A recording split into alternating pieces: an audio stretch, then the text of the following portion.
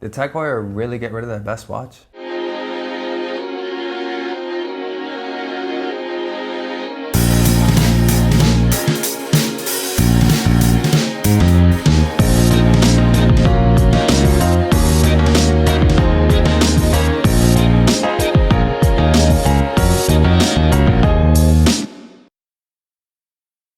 Hi everyone, and welcome to Shaluso and to another episode of Watch on My Mind, where I just talk about the watches that have been on my mind lately as I'm on the hunt for my next watch. And today I'm going to be talking about the Tag Heuer Autavia 02. This was a model that only actually ran for about 2, maybe 3 years. It was released in 2017. The last time that I held one in hand in a Tag Heuer boutique was in 2020. However, in that same visit, I had them give me a 2020 catalog and it was nowhere to be seen.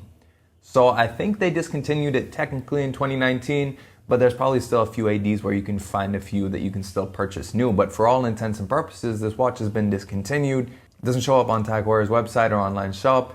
So this lived a pretty short life. And what I don't get is, why did they discontinue it? But of course, we got to start with a little bit of history. And the Tag Heuer Autavia 02 was released in 2017, but it was actually based on a design from 1962. And what makes this watch interesting in terms of its history is that despite being a reissue, when they actually planned on creating this watch, instead of just designing whatever they wanted, what they did is in 2016, they actually put it to a vote. Jean Claude Biver came up with this idea of involving the watch buying public in the decision of which watch they wanted to make and design. So they paired a bunch of classic vintage Heuers against each other, and the winner was this design. And that was a great example of what Tag Heuer does really well these days in terms of involving the public, in terms of reaching out. They're one of the better companies when it comes to involving their fan base and involving customers. I remember even once when I was just on vacation, it was in Sydney in Australia, and I went there and this happened to coincide with the release of the isograph, the 300 Autavia.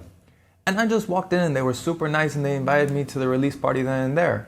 This was without me mentioning I was a YouTuber. At that time, my channel was super small. I just wanted to see cool watches. I just walked in. So again, it shows that Tag Heuer really does put in the effort when it comes to their customers. And I think that's something super important that more watch brands should do regardless of their price point. Bringing it back to the watch though, they created a proper true recreation of this vintage watch. Obviously, there were a few modern touches, mostly to do with the dimensions. It's now 42 millimeter and it is 15.7 millimeters thick, which in theory, I should be staying away from this like the plague. One of the reasons why I got rid of my Black Bay Chrono was that it was a bit too thick.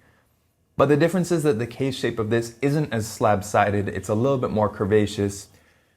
And somehow it just makes sense. The same thing with the polish. It's all in high polish, but with that beads of rice bracelet, that takes away a little bit from the visual impact of the high polish. And it kind of works. Not in the sense of like sort of the 2000s, Breitlings, for example.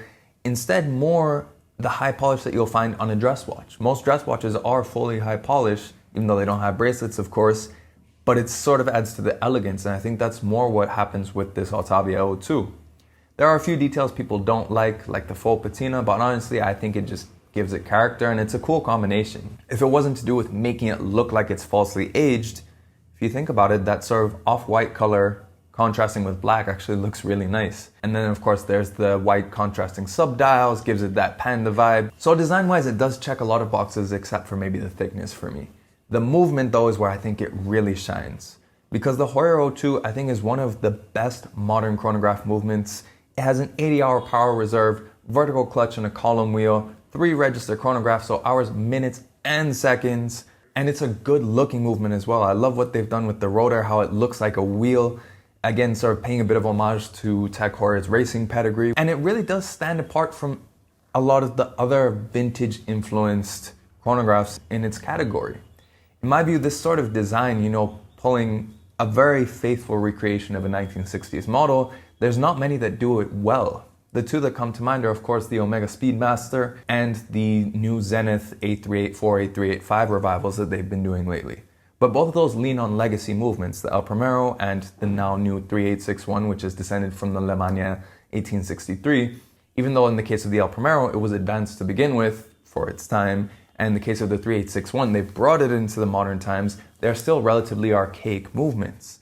Whereas the Heuer 02 is a properly modern movement, it's properly new, And it's something that I think will stand the test of time. You can see that in the fact that Tag Heuer has been putting it into the new Carrera, into the new Monaco. They've been slowly introducing it to replace their old ETA variants. So you can tell it's something that's going to be around for a while, which I think gives a lot of confidence when looking at something that looks vintage. I think in the case of the Zenith and the Omega, especially with where their pricing is at now, you kind of have that compelling argument to why don't you just get an actually vintage one? If the movements are almost the same, you might as well spend a bit more money or look for an example and get those. Whereas with this, the price difference with an original vintage one is much bigger, and also you have that confidence of knowing you have something that looks perfectly vintage but has a modern movement. The bezel is ceramic, so you won't have any issues with it fading or degrading. You get kind of the best of both worlds, which a lot of the times is something that I think only you really achieve that in watches. In cars, you can't get something that looks this much like a car from the 60s because of so many different regulations that exist. So I think it's a really compelling design coupled with a compelling movement and a great history, and the value is just astonishing. To give you guys an idea, this watch when it was new was selling for about $5,500 US at retail. On the pre-owned market, you can find one for as low as $3,750 was the cheapest one I found on Chrono, up to about its retail of $5,500. But what makes that even more interesting is, remember, this watch was only around for 2.5, 3 years. So I don't think there's that many in circulation, and I think at some point the market is going to recognize that, and especially if Tag Heuer keeps this discontinued. I don't quite understand why they discontinued it. My guess is that probably they did because with the Monaco 02, with the Carrera using the 02, especially in the Carrera 42, which has a more old school look, as well as some of the Carrera vintage reissues that they're doing with the 02 on the inside, I think all of that means that that space for a vintagey looking high performance chronograph, it became a bit crowded for Tag Heuer.